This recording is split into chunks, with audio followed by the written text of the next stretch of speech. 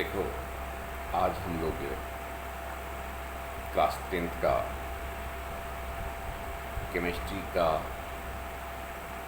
पहला chapter chemical reaction और chemical equation का एक्सरसाइज करेंगे।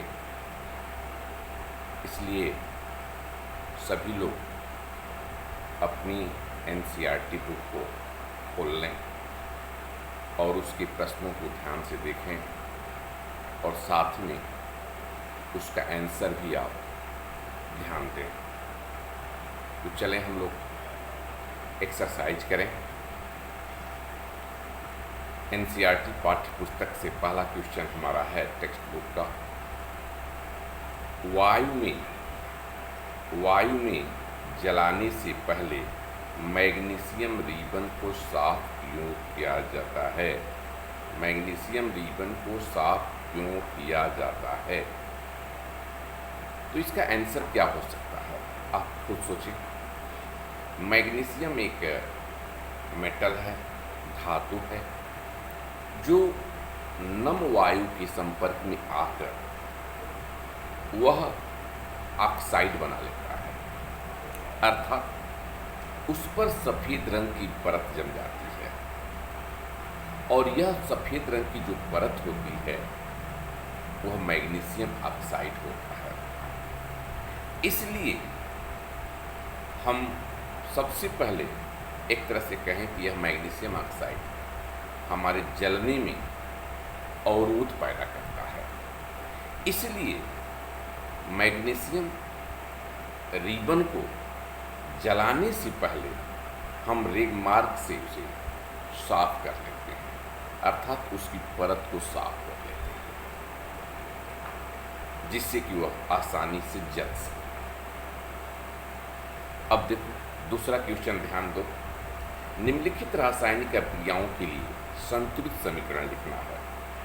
पहला उसमें दिया है hydrogen plus chlorine equal hydrogen chloride. अब आप ध्यान दें, हाइड्रोजन, इसको क्या लिखें? हाइड्रोजन का सिंबल यानी hydrogen H2 plus Cl2 equal 2HCl। उसका दूसरा एक क्वेश्चन बेरियम क्लोराइड यानी क्या लिखेंगे उसकी जगह पर? BaCl2, बेरियम क्लोराइड है, प्लस एल्युमिनियम सल्फेट, शब्दों में लिखा है, उसे हम आपको केमिकल फार्मूला के रूप में लिख रहे हैं और संतुलित भी कर देंगे। तो एल्युमिनियम सल्फेट यानी Al2SO4 thrice equal barium sulphate BaSO4 और प्लस एल्युमिनियम क्लोराइड यानी AlCl3। अब इसको बैलेंस के रूप में कैसे लिखेंगे? तो इसका उत्तर आप लिखना 3BaCl2 plus Al2SO4 thrice equal 3BaSO4 plus 2AlCl3। Third question, sodium और जल की रिएक्शन है, यानी सोडियम प्लस जल इक्वल सोडियम हाइड्रोक्साइड और प्लस हाइड्रोजन। यह लिखा है, आप लोग ध्यान दें क्वेश्चन पर क्या लिखा है? सोडियम प्लस जल equal sodium hydroxide plus hydrogen. तो सोडियम की जगह पर आप लिखेंगे क्या? 2Na plus 2H2O equal 2NaOH और प्लस H2। अब आप तीसरा क्वेश्चन को ध्यान दीजिए, अपनी बुक का एनसीईआरटी क्वेश्चन आंसर का आप ध्यान दें।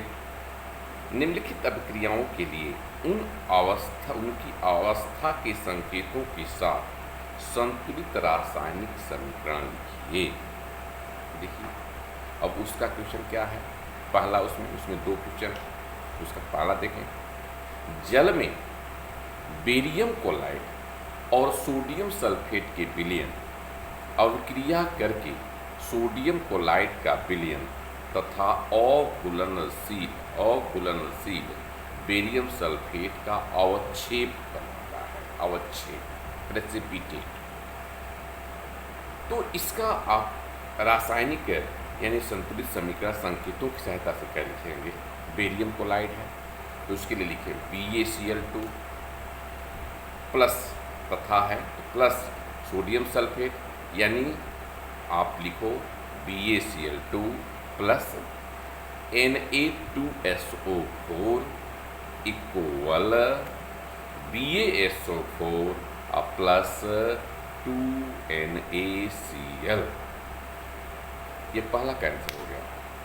दूसरे का आंसर, उसका थर्ड क्वेश्चन का दूसरा आंसर आप दिया है कि सोडियम हाइड्रोक्साइड का विलयन हाइड्रोक्लोरिक अम्ल के विलयन से अभिक्रिया करके सोडियम क्लोराइड का विलयन तथा जल बनाता है। अब उसका रिएक्शन लिखेंगे संकेतकों की सहायता से। कैसे? तो उसे लिखें NaOH।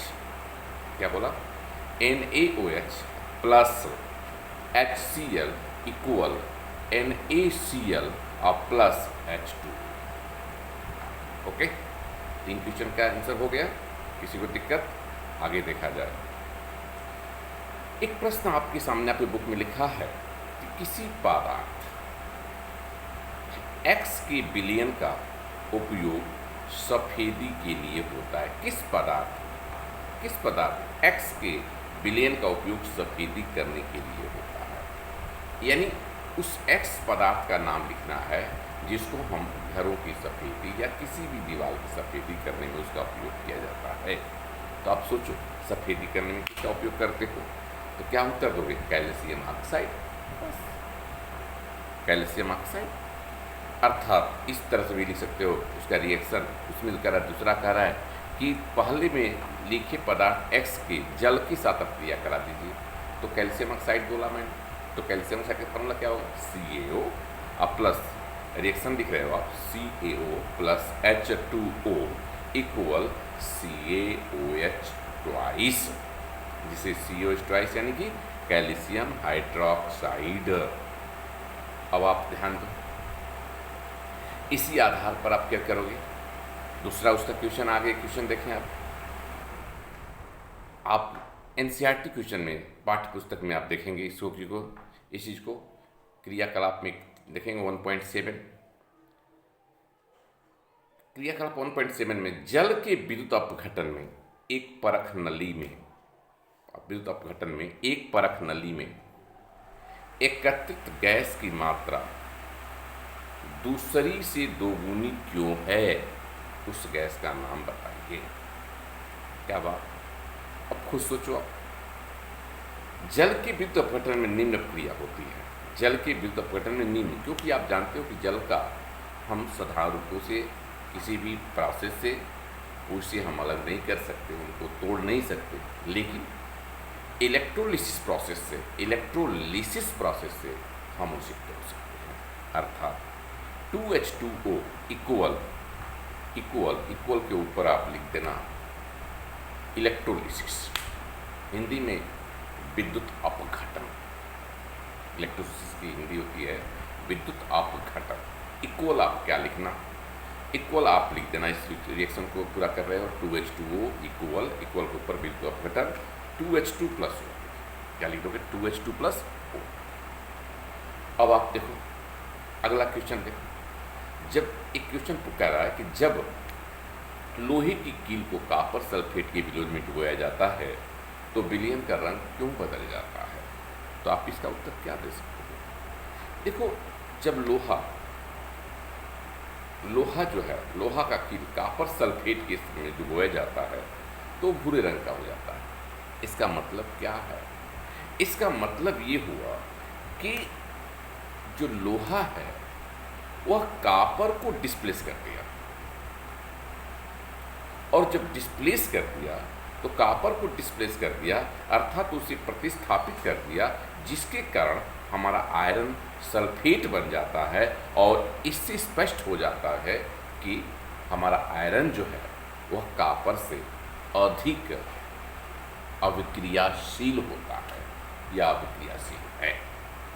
ओके, तो इस प्रकार से जैसे आप खुद सोचो, जैसे एक उदाहरण छोटा, इसके अलावा भी सोचो जैसे कि आप कहते हो तांबे के ऊपर सोने का पानी चढ़ाना, तो सोने का पानी चढ़ाने का मतलब क्या हो, कापर मोर रिएक्टिव है किससे, सोना से, इसलिए कापर के ऊपर सोने का रंग चढ़ जाता है।